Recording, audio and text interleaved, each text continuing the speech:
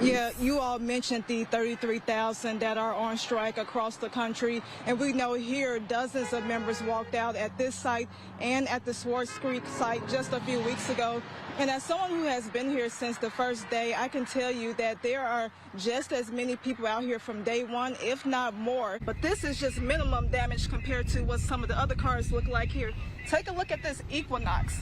You can see here this tree has been completely ripped from the road with the roots sticking out, and severe weather reports show that severe weather hit about 3:30 this afternoon with wind speeds between 65 and 70 miles per hour, and more rain and thunderstorms are projected to hit the area tonight and into tomorrow morning.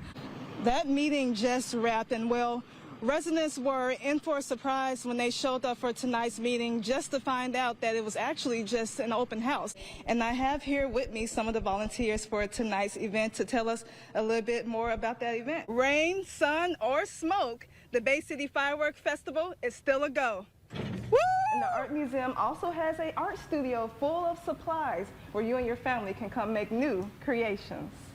We are out here enjoying this beautiful weather and meeting some beautiful doggies who tell me they are ready for a Pawsome weekend. You see what I did there? And if you don't want to risk the gas prices going up before the weekend, you may want to fill up midweek before the holiday rush begins. David, it was a really cool event. Voices for Children partnered with the leaders of Genesee County police and fire agencies, all competing to become chief chef.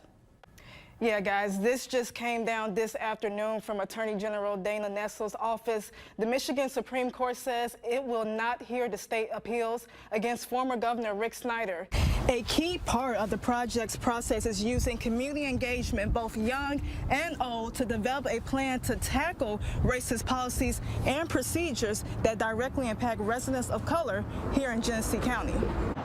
Now, the ordinance is not limited to guns. Other items that can be used as weapons, such as scissors, knives, even fingernail files, are banned. Also, mace, pepper spray, and any and all tools also no longer allowed. They were chanting the words, "We are the Union, the mighty, mighty Union," and just their presence here today alone is showing just that. And the sergeant did confirm to TV5 that nobody was hurt in this crash. They are now just left with this massive mess to clean up before she can begin seeding for the harvest season.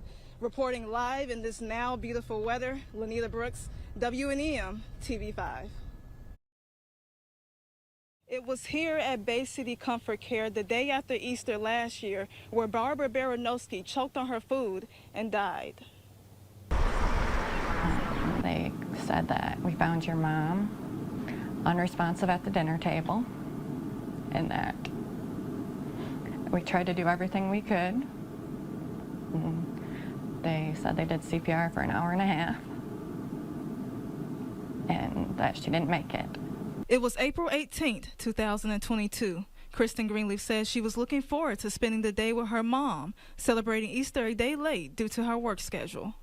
And I got that call when I woke up that day, so never got to spend Easter with her. Kristen, who is a nurse, says she immediately knew something didn't seem right. I personally requested the fire department records, the ambulance records. I just wanted to read them myself, just figure out what happened. She says her mother began residing at Bay City Comfort Care, a retirement and assisted living facility, in 2017 after being diagnosed with Guillain-Barré syndrome, a rare disorder where the body's immune system attacks its nerves, eventually paralyzing the body. She was supposed to be on a mechanical soft diet and help with feeding, watching her. But once she got the records from that day, she was shocked to see medical instructions were not followed and proceeded to contact her lawyers, who say the most shocking part was the 911 operator had to actually suggest to them that they try CPR. She had been unresponsive on video for an hour, but nobody had noticed and nobody tried CPR. And they had to guide a medical care facility in how to do CPR. Attorney Stephen Goss with Garsky Hewitt says the video also shows the moment Barbara began to choke as staff members walked around. She leaned over forward like she was trying to maybe get it out of her. Then after a while, she actually pushed herself back in her wheelchair, and her head went way back and her arms up. We don't have audio, but I'm confident she was making noise. The family is now suing the facility for more than $25,000 in damages for negligence. Kristen says she can never get her mother back, but she hopes to prevent another family from going through what her family has experienced. She was a great person, great grandma. She loved all of us. You know, it's very hard on all of us right now not having her and knowing that she died that way. It's just very traumatic for us all. For WNEM TV5, I'm Lenita Brooks. He's free! 14 years! Yay! Ooh, my son is free! After nearly 14 years in prison, Michael Griffin of Flint was released on a $25,000 bond today. Griffin was convicted of abusing and killing his 7-month-old daughter in 2010.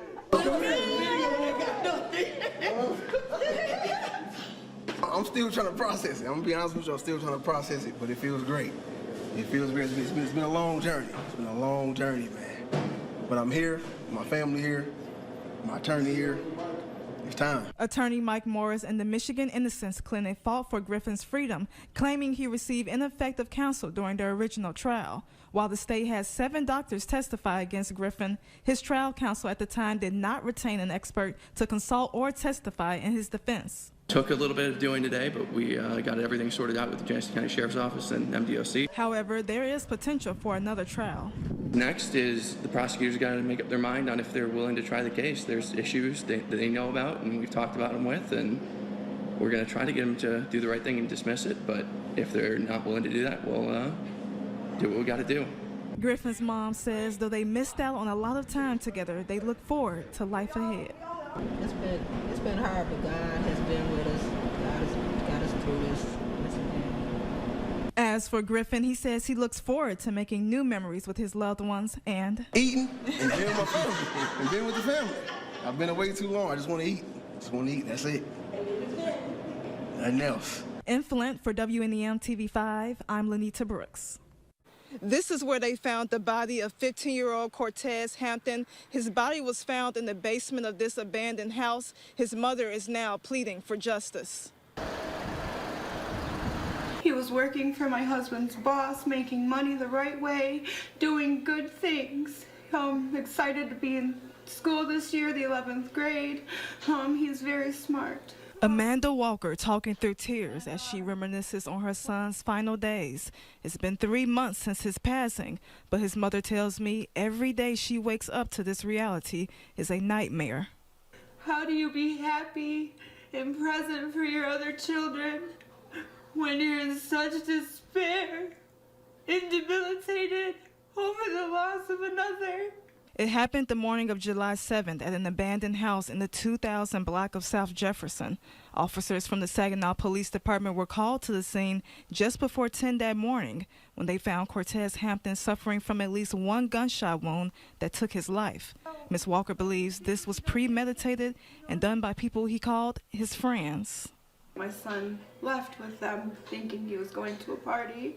But she says there was no party and believes his friends were after him because he refused to help them commit crimes. She says they not only killed her son, she says they recorded his final moments. He just wanted them to be his friend. He just wanted to be a part of something. And he said, I can't believe y'all really gonna do me like this. I thought you were my friends, and raised his hands up and they shot him. Ms. Walker says she is working to obtain the video to give to the police. Please do the right thing and give that video to the police. The investigation remains ongoing. So far, nobody is in custody. Reporting in Saginaw, Lenita Brooks, WNEM TV5. You deserve the significant raise you need and other benefits. Let's get it! Let's get back what we lost, okay? Yeah. President Joe Biden joined UAW members on the picket lines today in Metro Detroit at a GM Parts facility, making history as the first president to support a labor strike. It shows like we definitely have a lot of support that's on our side, and hopefully we continue to get more. Biden speaking through a bullhorn telling auto workers to keep going. This comes after the strike expanded to 20 states Friday. His presence a welcome by some local union members. I just hope we can, if we can't get something done between the bargaining team and the companies, if Biden has to step in, we support him either way. But unwanted by others who say this is not a political matter, nor should it be. The UAW has always supported Joe Biden, and he's always supported the worker. However, right now is not a time for politics in this battle with General Motors with the UAW member. Political efforts continue tomorrow with former President Donald Trump set to speak in Detroit. He will hold his own event in an attempt to woo auto workers, even though union leaders say he's no ally. And regardless of who stands with them, they say it's more important that they stand together. Stick together. Stick together. Just if we're one, they can never stop us. Solidarity is key for sure. For WNEM TV5, I'm Lenita Brooks. Dirt and debris like this pile you see right here behind me has been a continuous problem throughout the city of Saginaw. One resident tells me she is pleading with the city to do something about it. They just dumping it. They don't care. Trash covers this field on Hess and Livingston on the south side of Saginaw. Sharon Hill is a resident in that neighborhood. She says the problem is nothing new as people dump their trash there all the time. All the time. They got couches back here and don't tell them what else back there. And she says she's sick of it. She says she has even gone to City Hall to express her concerns, asking them to do more to tackle the problem. Constantly. We pay our taxes around here. People just don't care anymore about how the neighborhood should be. It's sad. But it's not just in her community. Across the city, loads of trash are being dumped on the streets. Alan Rabideau, an investigator with the city of Saginaw, says they are taking major steps to address the problem. It's a continual problem that just is not going away.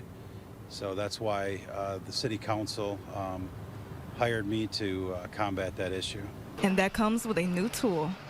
The grapple truck is going to help immensely with the cleanups, but what we want to make sure is that the city is not just going to go, you're going to go dump your stuff and then we're just going to go pick it up. That's just not how it works. Some of it comes from people who live in the area, but other times it's people from other communities tossing their trash. Either way, Sharon has a message to whoever's doing it. Please stop it. And Alan with a message of his own. Stop, because eventually you're going to get caught and you'll have to pay the consequences. And they're going to be hefty fines.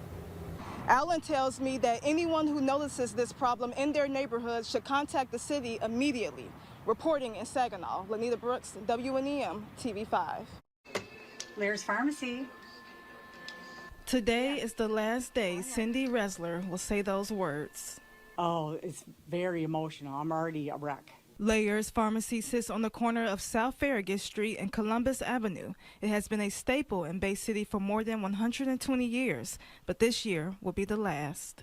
It's been a wonderful experience, and I've joined every minute of it, and all of the customers we've had over the years have been great, and I'm going to miss them. John Moore bought the pharmacy in 1993. Prior to taking ownership, he worked in the store for 20 years.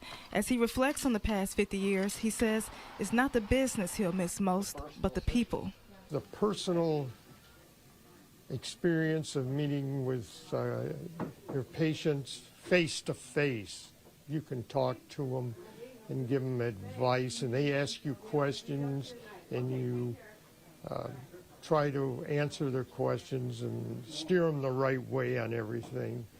And that's been probably the most enjoyable experience, being here. And now he is ready to retire. Those who worked with him say it's been like working with family. 47 years that I've been here, and the customers have been wonderful. It's been a great job. It's not a job like you would have at any other store, because we were able to leave and come back and go see our kids do their honors or whatever and come back to work. So it's been easy to work here. We're like a group. We're like a family here. We always were. And we treat each other like family. I love all you guys, and I'm going to miss all you guys. It's very emotional for me. I mean, a lot of you people are just like my friends.